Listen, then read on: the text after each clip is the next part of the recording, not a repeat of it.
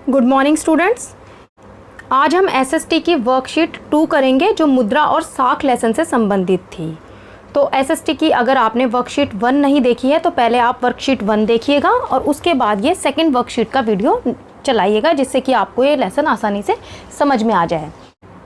तो बेटा एसएसटी की जो सेकंड वर्कशीट है उसमें मुद्रा एवं साख चैप्टर में आपको बैंकिंग व्यवस्था के बारे में समझाया गया है और रिजर्व बैंक के कार्यों के बारे में समझाया गया है। तो हम देख लेते हैं कि बैंकिंग व्यवस्था क्या है। इससे पहले की जो वर्कशीट थी उसमें आपको मुद्रा के बारे में समझाया गया था कि कैसे पहले मुद्रा का आविष्कार नहीं हुआ था तो कैसे वस्तु विनिमय प्रणाली का प्रयोग किया जाता था चीज़ों को एक्सचेंज करने के लिए। ठीक है, तो उसमें दोहरे संयोग की समस्या उत्पन्न हुई, डबल कोइंसिडेंस ऑफ वांट्स ये एक समस्या उत्पन्न हुई। तो इसके बाद क्या है, मुद्रा का आविष्कार हुआ और मुद्रा के आविष्कार के बाद हमने मुद्रा के आधुनिक रूप भी पढ़े थे। तो अब क्या हुआ कि मुद्रा का जब आविष्कार हुआ तो लोगों के पास फिर अब करेंसी होने लगी। तो पहले तो क्या होता था कि लोग अपना जो धन होता था, अतिरिक्त धनराशि है, वो चोर लुटेरों के डर से जो है वो ज़मीन में भी गाड़ देते थे। कई बार लोग मंदिरों में पुजारियों के पास अपना पैसा रखवा देते थे। कुछ लोग जो हैं वो जमींदारों के पास या जो मनी लैंडर्स थे उनके पास भी अपना पैसा रखवा देते थे। तो इसी तरह से कुछ लोगों ने सोचा कि क्यों ना इस तरह की कोई व्यवस्था की जाए कि लोगों के पास जो एक्स्ट्रा इनकम है यानी कि जो ज़्यादा पैसा है वो हम अपने पास रख लें और जिन लोगों को ज़रूरत है उन लोगों को वो पैसा दे दें। तो इससे क्या हुआ कि एक बैंकिंग व्यवस्था की शुरुआत हुई। ऐसा सोचने वाले कुछ लोगों ने इस तरह से बैंकिंग व्यवस्था की शुरुआत की। ठीक है, तो अब हम पढ़ लेते हैं कि ये जो हमारी वर्कशीट है इसमें क्या बताया गया है हमें। तो सबसे पहली लाइन है, रिजर्व बैंक ऑफ इंडिया को भारत में बैंकों का बैंक कहा जाता है।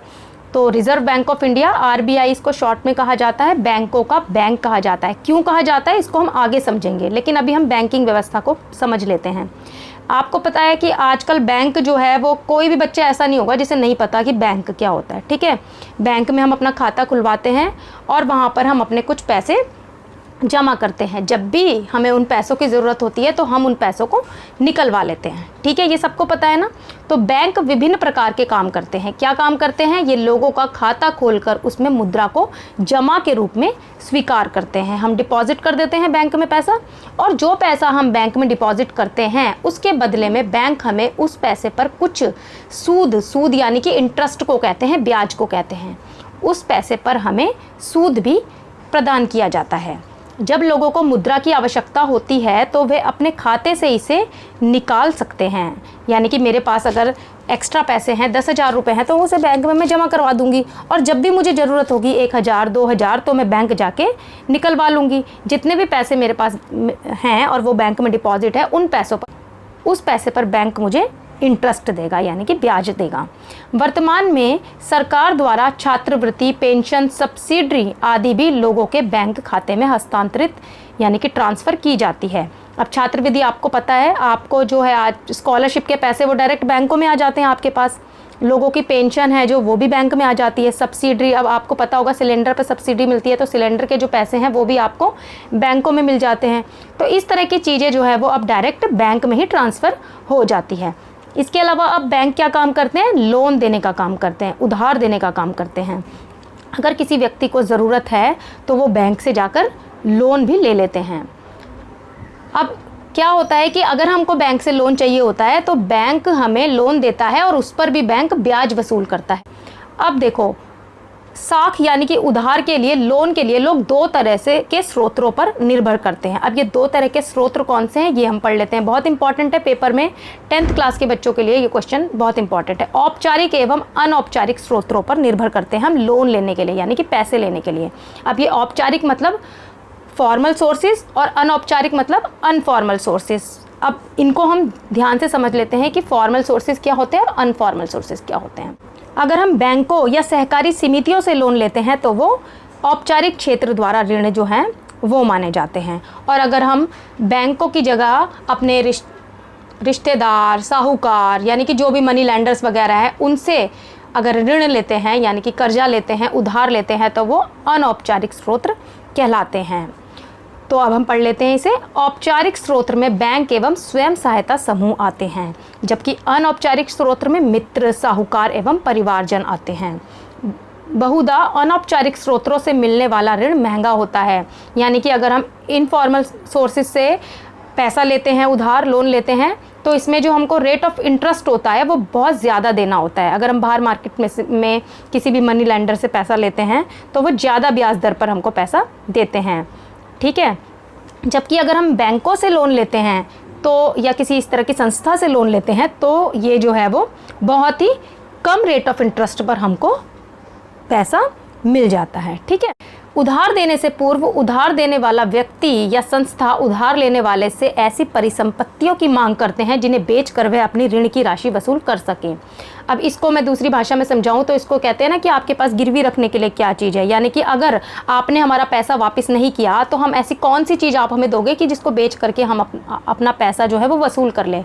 तो लोग जो हैं वो अपने घर के पेपर, जेवर या गाड़ी, पशु, ज़मीन, इस तरह की चीज़ें जो हैं वो उसके पास रख देते हैं कि जब तक हम आपका पैसा नहीं लौटाएंगे तब तक आप हमारी ये चीज़ जो है वो रख लीजिए। तो इसको क्या बोलते हैं? समर्थक ऋण आधार, यानी कि कोलेट्रल इसको कहा जाता है, समर्थक ऋण आधार। यानी आप किसी के पास पैसा लेने जाते हैं तो आपकी कोई भी वो इस तरह की चीज़ जो है वो समर्थक ऋण आधार के रूप में अपने पास रखवाते हैं। कृषि योग्य भूमि, जेवर, मकान आदि इसके एग्जाम्पल हैं। तो बेटा आपको समझ में आ गया होगा कि बैंक का क्या कार्य है। बैंक में हम अपना पैसा डिपॉजिट कर सकते हैं और ज़रूरत पड़ने पर हम उस पैसे को निकलवा सकते हैं, ठीक है। और बैंक इसके अलावा क्या काम करते हैं? बैंक लोन देने का काम भी करते हैं। अब क्या है, लोन यानी कि उधार या साख के दो स्रोत हैं, एक औपचारिक स्रोत और एक अनौपचारिक स्रोत। तो कौन सा स्रोत फ़ायदेमंद है लोन लेने के लिए? अगर लोन लेना पड़े किसी को तो वो बैंकों से लेना चाहिए, ठीक है। लेकिन क्या होता है, बैंकों से लोन लेने में थोड़ा सा पेपर वर्क ज़्यादा होता है। तो इसीलिए अशिक्षित या गरीब लोग जो होते हैं, जो ये पेपर वर्क में नहीं पढ़ना चाहते, तो वो क्या करते हैं, साहूकार आदि से ऋण ले लेते हैं, उनसे कर्जा ले लेते हैं, ठीक है। लेकिन वो महंगा होता है। अब हम रिजर्व बैंक वाली पहली लाइन पे चलते हैं। यहाँ पे है रिजर्व बैंक ऑफ इंडिया को भारत में बैंकों का बैंक कहा जाता है, ठीक है। यानी कि जितने भी हमारे देश में बैंक हैं उन सब बैंकों के ऊपर जो बैंक है, केंद्रीय बैंक, उसको कहते हैं reserve bank of India, RBI। ये एक केंद्रीय बैंक है, सेंट्रल बैंक है और ये सभी बैंकों के संचालन का कार्य करता है। इसकी स्थापना बता देती हूँ मैं। इसकी स्थापना हुई थी 1 अप्रैल 1935 को, 1 अप्रैल 1935 को इसकी स्थापना हुई थी, ठीक है। और ये जो RBI है ये अर्थव्यवस्था को नियंत्रित करने का काम जो है वो करता है और इसका हेड ऑफिस मुंबई में है, मुंबई महाराष्ट्र में, ठीक है। अब हम देख लेते हैं रिजर्व बैंक के कार्य क्या हैं। तो रिजर्व बैंक का पहला कार्य है मुद्रा जारी करना। अब आपको पता है करेंसी नोट जो है हमारे देश में जो भी चलते हैं तो वो कौन जारी करता है? वो रिजर्व बैंक जारी करता है। फिर दूसरा कार्य है ब्याज की दरों को निर्धारित करना, यानी कि कोई भी बैंक जो है वो किस ब्याज दर पर लोन देगा। अन्य सभी बैंकों की जो ब्याज की दरें हैं वो निर्धारित करते हैं कि बैंक की जो रेट ऑफ इंटरेस्ट है वो क्या रहेगा। फिर है मौद्रिक नीति की समीक्षा करना। अब मौद्रिक नीति क्या होती है? मॉनेटरी पॉलिसीज़ को कहा जाता है। ये एक ऐसी प्रक्रिया है जिसकी मदद से रिजर्व बैंक जो है वो अर्थव्यवस्था में पैसे की आपूर्ति को नियंत्रित करता है। यानी कि एक देश में देश की जो अर्थव्यवस्था है उसमें पैसे की आपूर्ति को नियंत्रित करने का काम करता है, महंगाई पर अंकुश, कीमतों पर स्थिरता लाने का भी काम करता है, ठीक है। तो मौद्रिक नीति में जो RBI है वो अर्थव्यवस्था की स्थिति को देखते हुए ब्याज दर कभी घटाई जाती है और कभी बढ़ाई जाती है, ठीक है। आपने अभी देखा होगा लॉकडाउन के दौरान जो है वो ब्याज दर घट गई थी काफ़ी, ठीक है। लेकिन जब देश की अर्थव्यवस्था मजबूत होती है तो ब्याज दर बढ़ा दी जाती है। तो इस तरह की जो नीतियाँ होती है ये भी जो है वो रिजर्व बैंक के कार्यों के अंतर्गत आती है। फिर अगला कार्य क्या है कि बैंकों की कुछ राशि का नगद संचयन करना।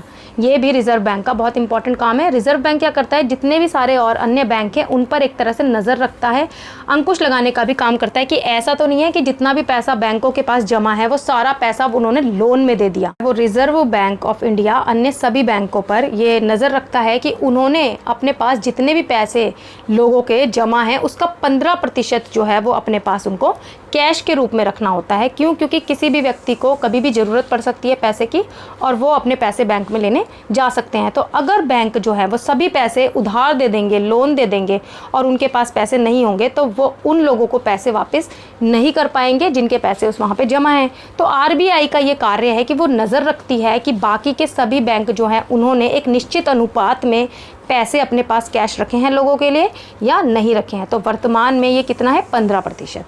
फिर है अगला कार्य, बैंक एवं स्वयं सहायता समूह की कार्य प्रणाली पर भी नज़र रखते हैं। तो आरबीआई ये नज़र रखती है कि बैंक जो लोन दे रहे हैं यानी कि उधार देने का काम कर रहे हैं, ये बड़े बड़े व्यापारी और बिजनेसमैनों को ही लोन दे रहे हैं या फिर ग्रामीण किसानों को या उन लोगों को जिनको सच में लोन की ज़रूरत है, गरीब लोग हैं, निर्धन लोग हैं, पढ़ाई के लिए लोन चाहिए, मकान के लिए लोन चाहिए, तो उन लोगों को भी लोन दे रहे हैं, उधार दे रहे हैं या नहीं दे रहे हैं। तो इस पर भी ये जो है रिज़र्व बैंक नज़र रखती है। तो मैं उम्मीद करती हूँ कि आपको आज की जो सेकंड वर्कशीट थी ये समझ में आई होगी। तो अब हम इसके प्रश्नों के उत्तर देख लेते हैं कि क्या है प्रश्न। पहला प्रश्न है, साख के औपचारिक स्रोत से आप क्या समझते हैं। आपको फॉर्मल सोर्सेज लिखने हैं लोन के, कौन कौन से हैं मैंने आपको बताया था। बैंक और स्वयं सहायता समूह, सहकारी समितियां जो हैं वो फॉर्मल सोर्सेज होते हैं। रिजर्व बैंक ऑफ इंडिया के कार्यों पर नोट लिखिए। मैंने आपको यहाँ पे 5 कार्य बताए रिजर्व बैंक ऑफ इंडिया के, ये सारे कार्य आपको लिखने हैं। फिर है, किसी एक समर्थक ऋण आधार का उदाहरण दीजिए। समर्थक ऋण आधार मैंने आपको बताया था, कोलेट्रल इसको कहते हैं, आप बता दीजिएगा। फिर है, बैंकों के कार्यों का वर्णन करें। तो बैंक क्या काम करते हैं ये भी मैंने आपको सबसे पहले यही समझाया था, बैंकों का क्या कार्य है। फिर है, साख का कौन सा स्रोत बेहतर है और क्यों। मैंने आपको दोनों में ही डिफरेंस बताया था। साख के जो 2 स्रोत हैं, औपचारिक और अनौपचारिक। अब उसमें से आपको बताना है बेहतर कौन सा होता है और क्यों, उसके पीछे रीजंस भी बताने हैं। तो आज की वर्कशीट हमारी कंप्लीट होती है। आप इस वर्कशीट को अच्छे से कीजिएगा। अभी के लिए इतना ही, धन्यवाद।